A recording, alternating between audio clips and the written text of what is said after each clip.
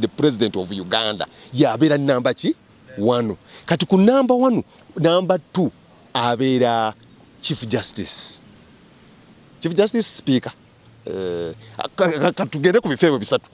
chief justice speaker okitegere kati ebyebifo bisatu birina okulabikira mu layini ya NRM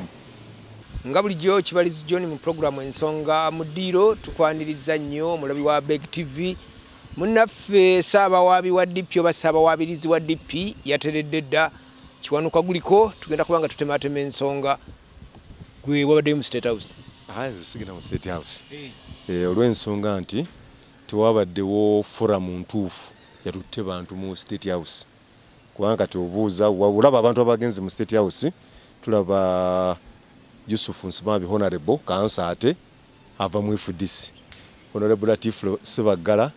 kati ali mu independent naye nga yakiikirira DP myaka 15 then nabeera independent anti kati abadde independent kubanga yava mu DP n'agenda mu NUP kati kuno yesimbyewo nga independent ku bwa meya tulaba Wagaba Kabuusu yali mu FDC kati yabadde nga akutte kati mu parliament ali ku FDC naye ate yakutte kaadi yani ya PFF kati naye yabaddeyo n'abalabe batugambye aba DF waliwo n'aba DP batugambye so olaba nti forum yabadde matankani kubanga mu butuufu national dialogue yeetagisa naye ani aginitiatinga ani agikulembera mu si council Nsibambi obuzibu bwe muyina kiwanuka kyatabaddeemu gwawagira kyatabaddeemu ekyo kiba kikyamu wadde oyagala kulabayo balukwago baseggona bampuuga bowagira ne baseggona nabo era tebalina kugenda bwe ekikulu kiri bwe kiti national dialogue nga Professor Frederick Sempebwa bwe yayogedde teyakasooka ku Honorable Nsibambi waliwo national dialogue ndowooza wali tonabana kujja mu mawulire national dialogue yaliwo 85 yatula Nairobi yali wakati wa President Yoweri Museveni Biden omuyeekera ne Tito Okello Lutwa deni nga kubirizibwa omugenzi Arap Moi deni ne omugenzi Emmanuel Cardinal Nsubuga kiwanuka deni wano ku side ya Tito Okello Lutwa kwa mwalimu ba Dr. Semogerere niti yavaamu kalungi la Cardinal bwe yakoma wano yatugamba ebintu bikoze eki biganye naye jjukira abantu abagiringa beba mediatinga bali bantu banjawulo Arap Moi president wa Kenya mulamba omugenzi Emmanuel Cardinal Nsubuga yali amanyiddwa nnyo mu nsi yonna naddala ku lw'ekereziya so n'endala bizze bibeerawo mu Uganda nga bijja bitambula biri Professor Sempebwa byakoze eki byayogeddeko ate Saddam Gaira ndowooza ekibiina kire kya PPP yakireese bulungi bwe kiba nga tugenda kuba ne national dialogue waliwo abantu ab'omuzinzi abalina okukulemberamu ekintu ekyo abalina okubeera nga be bali wakati waffe yayogedde ku Bishop Emeritus waggulu John Baptist Odama oyo muntu mutuufu nayogera ku mulamuzi oli eyawummula Justice James Ogola yali yatandika wawo akakiiko naye kamwe byagaana akati agenda kaluwa akakiiko ki edazi forum ani awo tegese debate ya biri bategeka debate yawo biri kubira mukaga naye anti ye omulimu gwe yakola oyo muntu alina integrity y'amaanyi nnyo ati yasavinga bulungi nnyo mu kitongole ekiramuzi naawo omula so abantu abalina that caliber be balina okuinitiating kati weebuuza ddala mu butuufu bwe tuba nga tulina ekintu ekitugenda okukola Yusuf Nsibambi yagambye eri yabaddeyo interreligious council kati interreligious council yagenze ngegenda kuleeta kutabaganya baani kubanga kati ebibiina ebyo ababaddeyo tebakiikiridde bibiina era bakiganye bo bagamba bagenzeeyo ng'abaki mutima anti kisoboka bw'oba ogenda okukola national dialogue kiri kyenkugambye walina okubeerawo abantu bali abalina integrity abalina okwegamba abantu abo nga bamuzinzi nnyo abalina okukulemberamu ekintu ekyo ekyokubiri ebibiina by'ebyobufuzi biba birina okuweereza abantu kati Yusuf Nsibambi Council era Honorable Wamokota South yagenzeyo takiikiridde FDC wabula yagenzeyo nga yani ng'omuntu Honorable Latif Sebagala yagenzeyo ng'omuntu si NUP gundi Honorable Wagaba Kabuusu Kyamuswa yagenzeyo ng'omuntu si either FDC oba PFF gwe kyolowooza enteeseganya tezisobola kubeerawo nga teziri ku musingi gwa bibiina. Kati kanzija kati ate President Museveni alwanagana n'abaani. Wali olabyeyo omuntu independent gwalwanagana naye taliyo. Ekiri nti NRM versus political parties. Mau oba Mau bwe yakola endagaano ne President Museveni bwe enteeseganya gye bateesaamu okulaba nga eggwanga ligenda mu maaso transition biki era mwakivuma kati mwagala ki? Kati sinaba kutuukawo ngenda kutuukawo nja kunnyonnyolawo lwaki ekya Mau tetukikkiriza na kino ekyaba tetukikola ki naye kansooke nkubuulire mu 1993 bwe twali tugenda mu CA waliwo ebibiina by'obufuzi bimeka bisatu era ebibiina ebyo byaweebwa ababaka abaagenda mu lukiiko lwakola CA wano mu DP mwesinga ennyo okumanya yatukiikirira ye mugenzi Joseph Mulenga yali Supreme Court judge omulala Biden Joseph Mulenga ye yali vice president w'ekibiina nga yamyukaani Dr. Semogerere Deni omulala yali Remi Kasule era naye abadde mulamuzi era kati yawumula ye waali yali vice chairman ng'amyuka amyuka omugenzi Benefice byanyima ontegeera ne bakiikirira DP mu lukiiko lwakola ssemateeka waliwo n'abalala baakiika ne abo benzijukirako ennyo kikulaga ki nti ng'ekibiina kyatula wansi ne kisindika abantu abo bakiikirire ki ekibiina sokoleke mmaleyo ne UPC yakikola ne CP nzijukira bulungi Johash Mayanja Ankanji yakiika ndoza n'omukulu bwa mitaka tentaapuli be baakiika muki mu CP so olaba nti forum gye baakozesa mu CA yali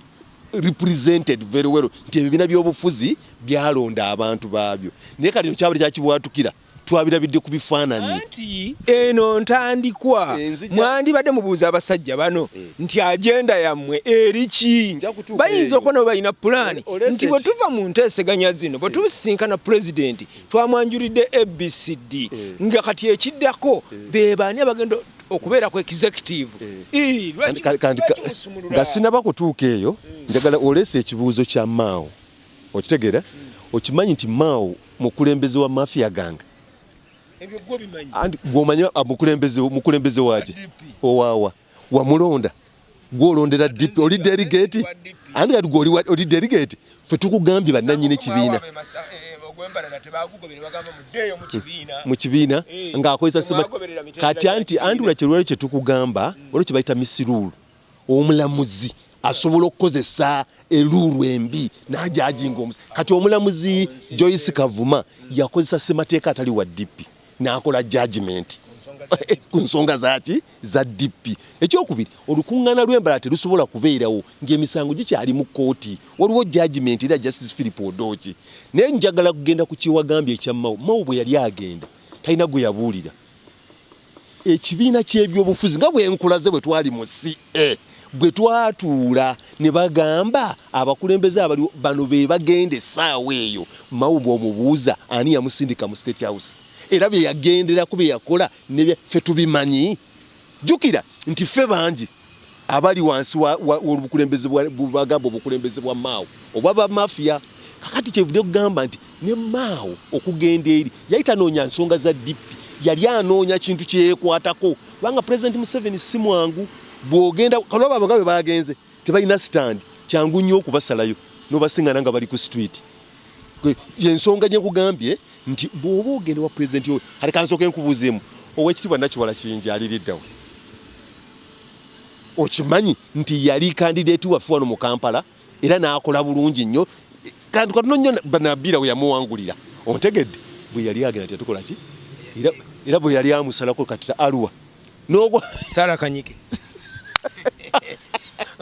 ensonga eyo nga tunatera ogivaako golooza kyekyandibadde kikolebwa ensonga eno bandibadde bagikutte batya ogamba bandimaze kuba saagala agalamidde DP FDC wulira ne Kansonsi Bambi yennyini yakyogedde yagambye opposition tetutuulangako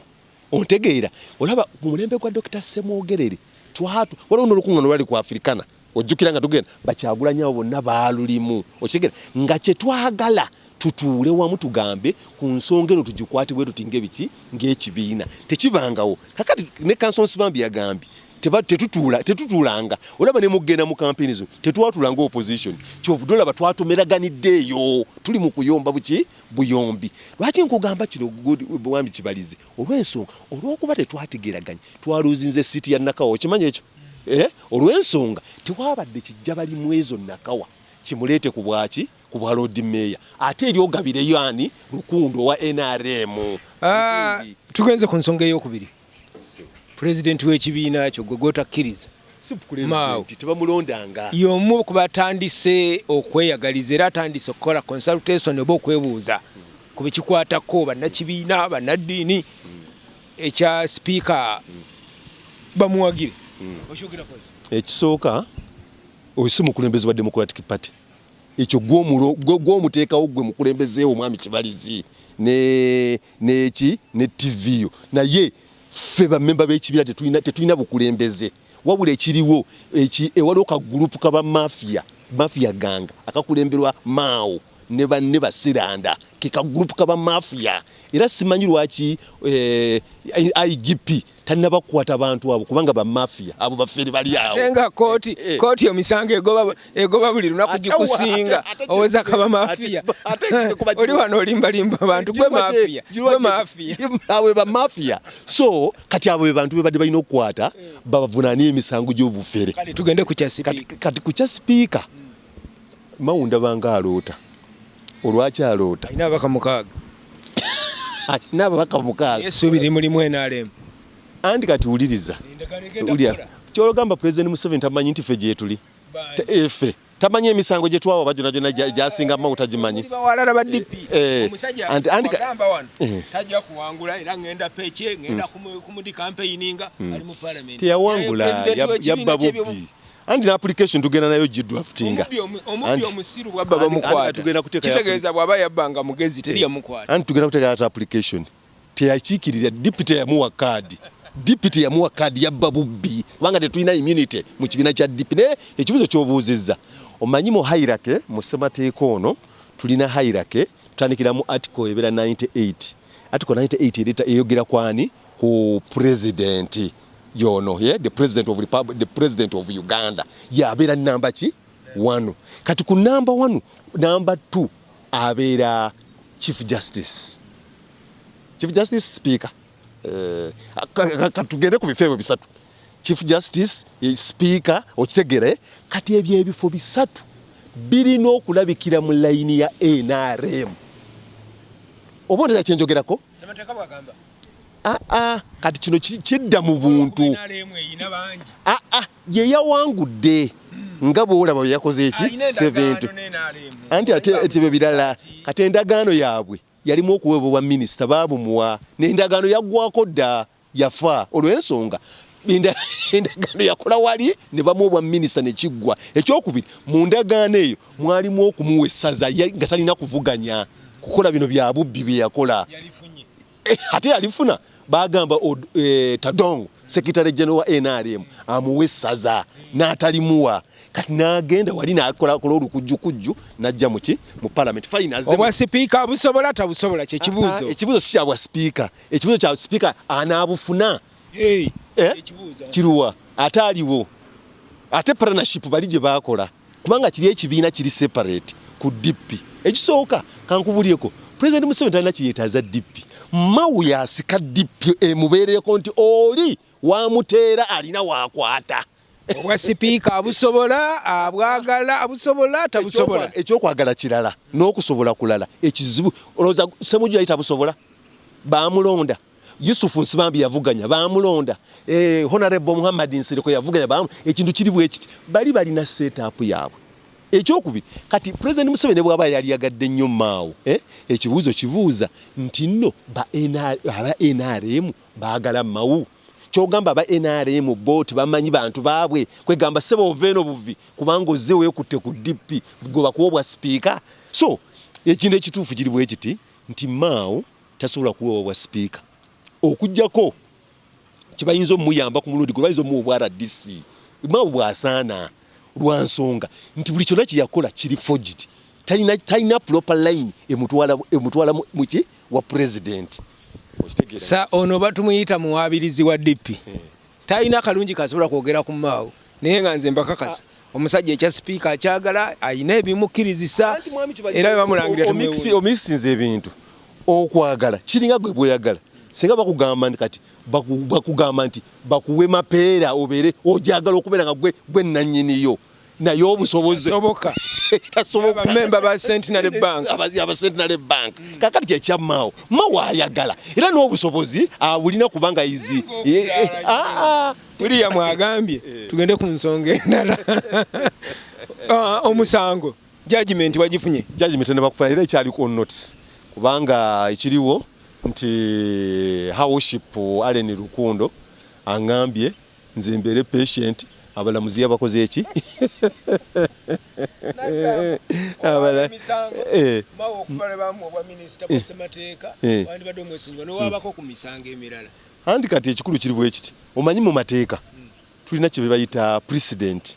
nti kati omusango ogwo olwadde guli gwateeka owa Justice Philip Odochi gulina precedent nti Mao talondebwanga era Mao yamenya ssemateeka wa DP ekyo tekigenda kuva mu bana Democratic Party kyokubiri omusango guli gwasetinga president DP tesobola kufuddamu kufuna bukulembeze nga guli omusango tegusetingiddwa aside oba nga tebakoze appeal obugamba abalamuzi abatasala misango egyo bakotogera Mao kubanga kati omusajja yandibadde talina mukuba ku mukono aluwa akala ate bakotogera ffe n'abannadibe ne bana Democratic Party kati Mao awo bwayagala abeerawo mu kubuzaabuza obudde nga bwe bukola ki nga bwe bugenda yebe nga akola ki kati essaawa eno ne bafulumya judgment eyo President Museveni tayinza ate kwongera Mao kintu kyonna era bajja muleka bulesaawo olw'ensonga nti judgment era nne tuba byogerako dda wano ebiri mu ki ebigenda okuva mu judgment eyo nti Mao talina ki bujulizi so kiki tugamba eri emisango emirala omusango wa contempt Mao talina bwayinza gukola omusango wa contempt bakyaganye n'ogwaloketinga okugamba tuteekemu ki submissions guli mu court of appeal ate n'ebintu ebirala ebigulimu bingi nnyo byakola forgery ne alternatinga amaloboozi ne bajjamu amaloboozi g'omulamuzi bingi nnyo ebiri mu ki mu eyo contempt ne temporary injunction so ekyo kyenjagadde okulaga nti negye emisango bwegito bwe giri kati ffe tulina essuubidde nennyo nti omulamuzi gwemmanyi Chief Justice Flavian Nzeija ebintu ebyo tatera nnyo byagala mmanyi wajja kubeerawo okujjako nga bwe wagamba nti system eyinza obukola ki sinza kuwakanya system naye nga ye ng'omuntu abadde muntu mulungi nnyo gye tuvudde wansi nsube nakakati wajja okubeera era kyemmanyi judgment nja gifuna ate naguli tuguwulirwe nagwo gusalibwe tulabe nga bwe tukola ki nga bwe tutambula oddayo di mu kooti ke kasembayo mu kooti ngenda kugera akaseera nja kgenda mu kooti ekijja okunziza mu kooti kyekintu ky'okugamba nti njagala bali registrar wa high court ziri ntuusa kintu yalina obuvunaanyizibwa okuweereza omusango ogwo wa mu court of appeal so sinza ate kuddamu kufayiringa kubanga loddamu okufayiringa kiba kitegeeza ogw'omusango gufuuse mupya gwaba gwayitako dde ennaku kubanga guweebwa ennaku 6 so ekyo tekisobola kikola ki kikola wabula obuvunaanyizibwa buli eriye sinza akontrolinga ekimis bo bakontrolinga ki ekimis so kati nze kyeyaŋŋambye kyengenda okugenderako nti ninde bali abagenda mu vocation aba ekimis bakomewo bakomawo then bagukole ki baguti nabo bagenda so kati guno gwe tulinze Katonda kyanaabagamba kubanga y'omulamuzi nga tanaba kugenda mu kubeera gundi Chief Justice yabagamba bampe judgment ate judgment weba pano y'abalamuzi n'oli naye n'asitula n'abatwalira abalamuzi oli kye yakoze eki kati naffe tutunuulidde bo tulabe judgment bwejja okukola ki bwejja okutambula naye mukulu Kibalizi waliwo ensonga ze tubuusaamu amaaso tetuyinza kugenda nga tetwogedde ku musango gwa presidential elections petition ya Kasibante waliwo n'ensonga yakyawo naye katusobe ku kyakasibante ekiraba buli lwoba ogenda okugenda mu engagement y'ekintu kyonna omuntu ali ng'ali mu layini ya kintu ekyo waliwo ebintu byonna okwetegekera togamba nti Kasibante kyamuguddeko bugwi okitegeera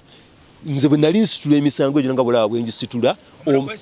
omala kwesiba 2 okimanya nti sente enkulu nnyo ontegedde muli mu instructions muli mu maintenance muli bingi nnyo ebiba bikola ki kakati presidential hopeful Kasibante bw'aba yatwala omusango n'osobola n'okuteekamu submission n'ogamba ate a close time n'ogamba nti esente sijja zisobola. First of all bwe wali otwala omusango tewakola consultation. Abanuupu bwe baguvaamu ogwa 2021 nga temwayoge ate byawukana ebya Nuupu na bano. Nuupu baamala okuwoza ontegeera bwe baamala okuwoza nga judgment tennaba kujja ne bajjayo kibiri bye baawozezza badeete judgment ey'abantu bano abaabyawabbali ewandiikibwawa ekola president ki kubanga baagamba katugireke mu kooti y'abantu. Kooti y'abantu ekyo kyenkugambye ekyo kyanjawula ki ku Kasibante. Kasibante yagambye nti omusango guno talina ssente. Waliwo abantu abalina okujja ku buumu okukebera obuuma buli lwaki tebwakola bwaba butya nga beetaaga ssente nnyingi. Ekyo kyennyini yali akimanyi kubanga obuuma obwo bwe buliko era obuuma baba kugenda mu musango na maaso. President Museveni bali batugenda kuddamu okulonda olw'ensonga abeetayinza kuyita ku ekyo. Okimanyi lwaki? Kati goloza lwaki kati gwe n'okubira otya? Ate katuwuliriza. Ate kati abantu be batu batumenya naddala ffe nga ba student b'amateeka. Olw'ensonga tubadde tugenda kufuna judgment za Chief Justice omupya n'abalala abalamuzi bonna babadde basobola obutagamba nti kino bwekiti naye babadde baleeta okwera kubanga ekibuzo kibadde nti obuuma tebwakola lwaki. Ekisooka network baagisalako. Kasibante alina omuntu omulala alina gwe yagaana okuwaaba lwaki tewawaaba ndaba okuwaaba wagufuula mulimu. Sikkirizibwa. Uganda sikkirizibwa oli presidential hopeful oli yalina okukola ki okuwaaba kati ffe yalina baidawo abantu abali Kasibante twali nabo oyo gw'owulya Nambale Mawu yamulonda okubeera chairman wa Kampala district Nambale abe baali batuzuguza obanyaabwa omumanyi bulungi. Kati waliwo omuganda wange yabadde delegate wa Nansana bamuyita Edwin Kiwanuka Kibuuka ontegeera. So abantu abo nabo bakola ki kadiza ki ekintu kyennenya lwaki bw'oba otaddeyo omusango ogwo lwaki tokola consultation kubanga emisango giyimirirawo na ssente oba okimanyi ontegeera ate gwe n'otuuka mu maaso ate ne weetema enteega. So ekyo ekintu kiba kyabadde ki kituufu ssente oba ekintu kyamugezeeko obwongo bwasusse. Ekintu kiyinza okubadde kyamugezeeko naye wayinza n'okuba nga wabadde ofiya togiruulinga out nti judgment bwenajja senga efaanagana bweti what will be the impression mu bantu baddala bannamateeka ne bannansi kubanga waliwo ekibuuzo ekinene obuuma tebwakola lwaki. Obuuma tebwakola ekisooka network wagijjako si mukulu Nnyombi Tembo yajjako network kati kitegeeza bw'ojjako network obuuma tebusobola kukola. Ekyo oba okimanyi. Ekyokubirala bingi obuuma bwatwala ssente nnyingi bw'olaba etteeka mu mawu bwali regulation mu mawu bwagireeta era twagiwakanya ndowooza twali wano ne tugiwakanya bingi nnyo ebibadde biri ku nsonga eyo n'ebirala byonna ebyali mu kulonda nga bwabisengese amagye okuteekinga over mu ssemateeka ono eraga bulungi nnyo ndowooza eri article 2 eraga bulungi nnyo amagye lolo y'amagye 2:8 article 2 Uganda People's Defence Forces ontegeera kati functions of the defence forces. The function of Uganda People's Defence Forces are to preserve and defend the sovereignty and territorial integrity of Uganda. B, to cooperate with the civilian authority in emergency situations and in cases of natural disaster.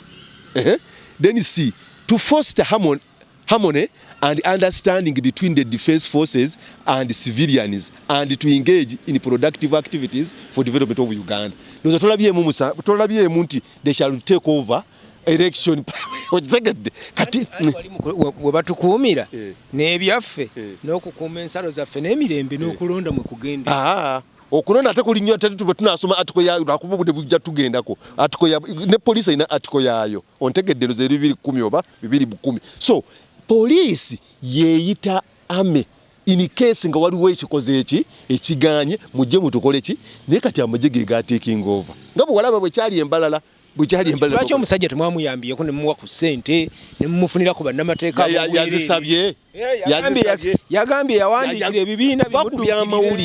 ku byamawulire byabadde ayogera ku mawulire anti kyangu nnyo ayinza okuleeta evidence egamba natuse kubanga bannamateeka yagambye abanuupu yabatuukirira bagate bakwasaganye ensonga temwamuyambye bweyandigenze mu DP nti ate DP era ogenze mwenaale mukulu Kibalizi ekintu kino kyenze nkugamba mu misango egifaanagana of that caliber Nuupu terina munnamateeka asobola kugiwoza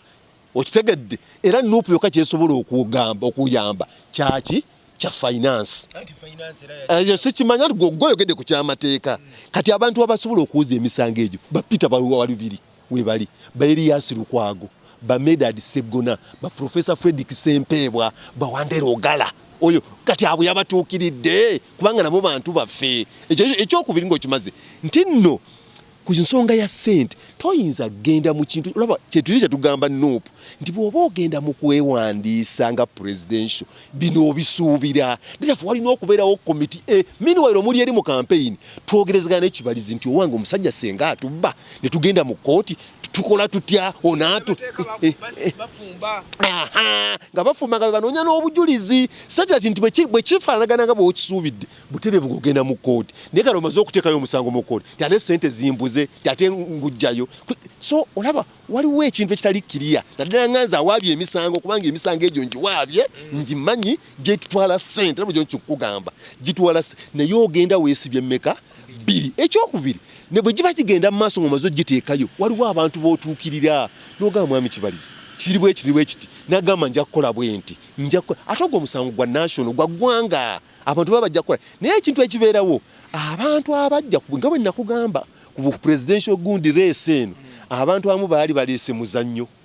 abantu abamu baali bantu bali ba NRM but we just planted eno ne babateeka eno ekyo tukikola ki tokyerabira nti bali eno muffe so kubanga waliwo ebintu bingi bye twebuuza abatali mumwe ngati anti temwawaaba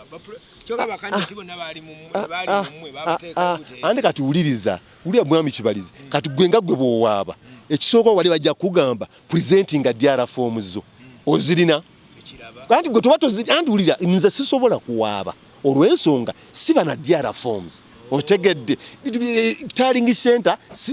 tallying sheet mba sizirina bo bali yazina kubanga is a presidential candidate is entitled to otegedde so kyovola bantu bali be balina okukola ki okuwaba naye kyetugamba ebyo kati biri ne mu byobufuzi no gye tuli nti olaba kati nga kine kya nsibambi ogenderi tebakoze preparation kiri kyabaguddeko bugwi owange tugende kyovola ba mu kugenda omuntu ava mu kibiina naye ekibiina tekimanyi juzi babuza professor babuza Yusuf Nsibambi kanso yali ndooza w'ekitibwa Mpuuga ng'ali ku CBS n'amugamba osobola okumbuulira kuba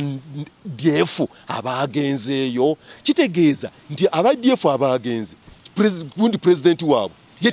tiyabakiriza tabamanyi nakubakola ki nakubamanya ne Nuupu abagenze ne PFF Balukwago tibamanyi kawagaba kabuusu tiyabakonsalutinze so kiki nkugamba nti mu misango nga gino wabeerawo okweteekateeka naye ekintu kyakabinyula kuba nti mwami Kibalizi gwe toli mu mateeka omusango genda mu kooti ne gutafuna judgment